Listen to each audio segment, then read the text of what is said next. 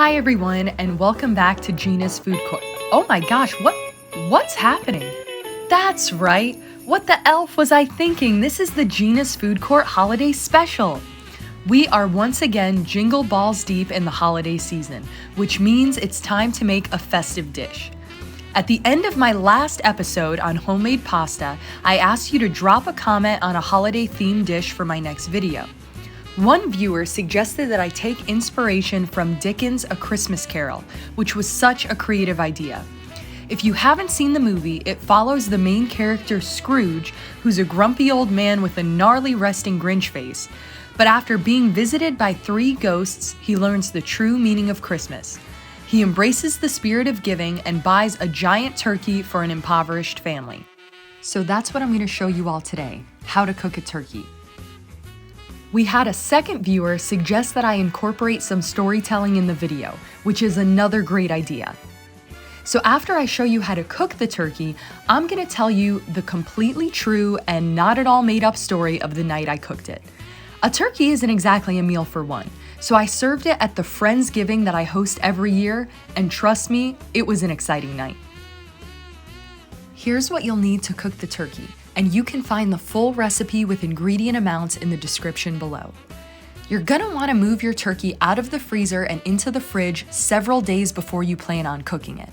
A general rule of thumb is taking it out 1 day ahead of time for every 5 pounds of turkey plus 1 bonus day.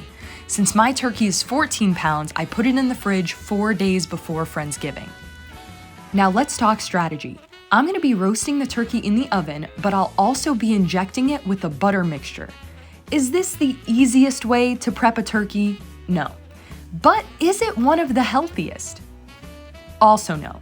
The good news is Christmas calories don't count, so as long as you eat it during the holiday season, you should be fine. You're gonna wanna cook your turkey for about 13 minutes per pound at 350 degrees for a turkey that's not stuffed. I'm not gonna be stuffing the turkey, I'll be stuffing my guests, you feel me? Since my turkey is just under 15 pounds, it'll need to cook for a little over 3 hours. Alright, enough gobble gobble, it's time to get this bird out of the packaging. It's best to do this part in a sink, because there's gonna be a good amount of leaking.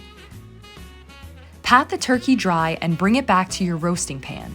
If you feel uncomfortable touching the raw meat with your hands, you can put on some gloves or just get out of the kitchen because this next part is not for the faint of heart. We're gonna have to reach into the turkey's uterus and pull out the giblets. We're gonna go ahead and set these aside. Now we're gonna pour our stock into the bottom of the pan and start making our seasoning. At first, I didn't think I had enough time to season the turkey. But then I found some. We're gonna coat the turkey in butter and sprinkle on this mixture, along with some salt and pepper. Make sure to get every crevice so each bite of the turkey is flavorful. Now it's time to give this turkey a facelift with some fillers. We're gonna follow the instructions on the bottle and inject the butter mixture into the meatier parts of the bird.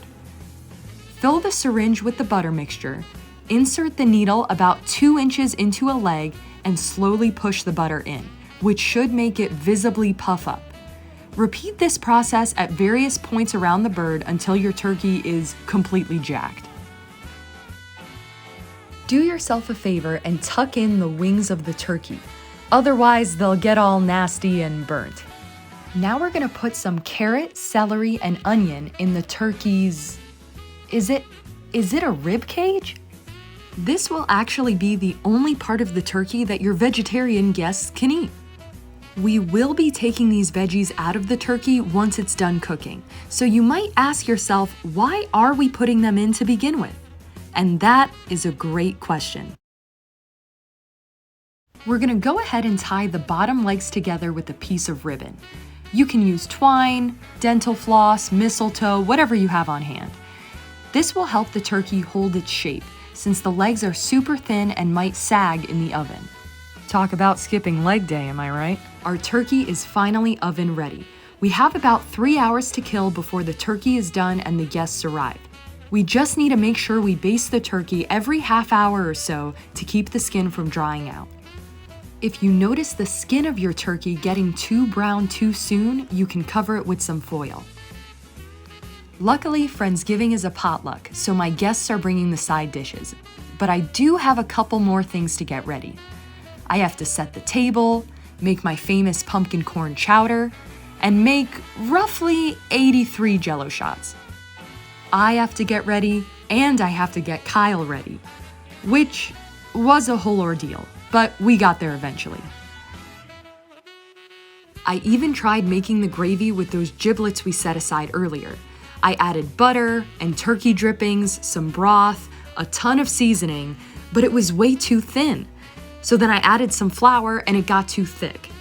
I guess you could say it was a viscous cycle. Get it?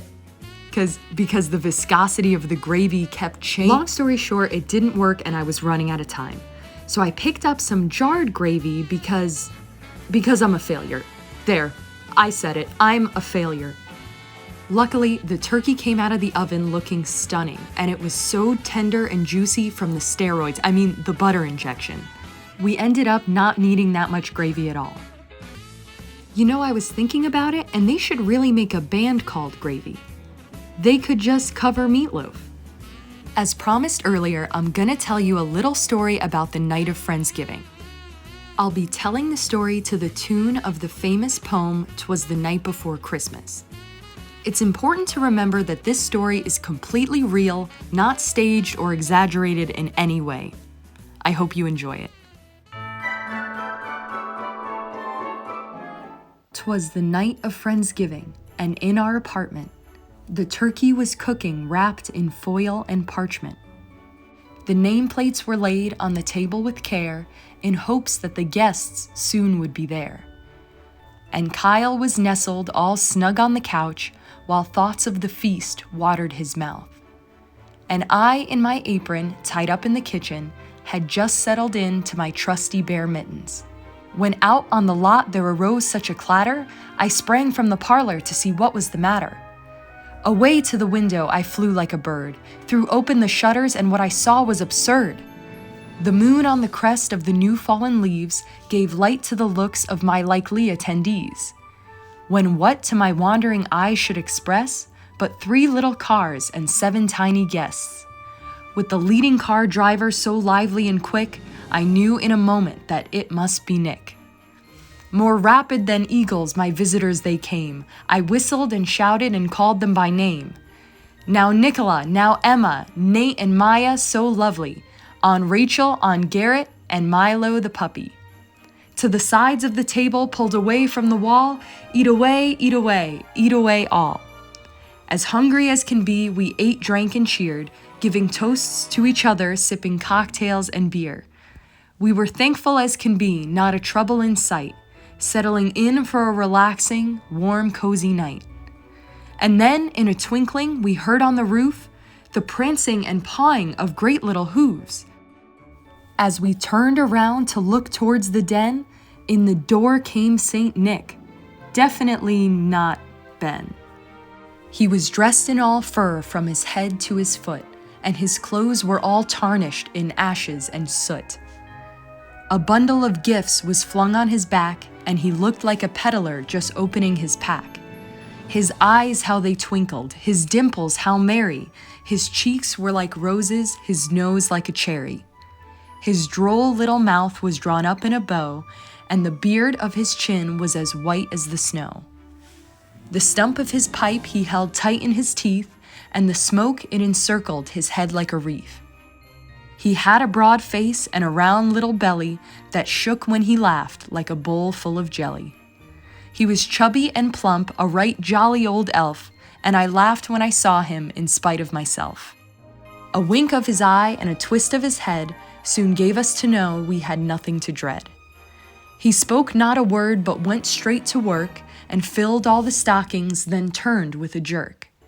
And laying his finger aside his nose and giving a nod, out the door he goes. He sprung to his sleigh, to us all gave a whistle, and away he flew like the down of a thistle.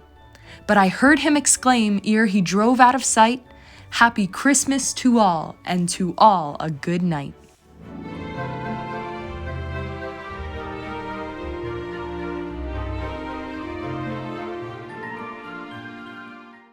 Thank you all so much for watching this episode of Gina's Food Court. If you enjoyed the video, please hit that subscribe button so you don't miss the next one.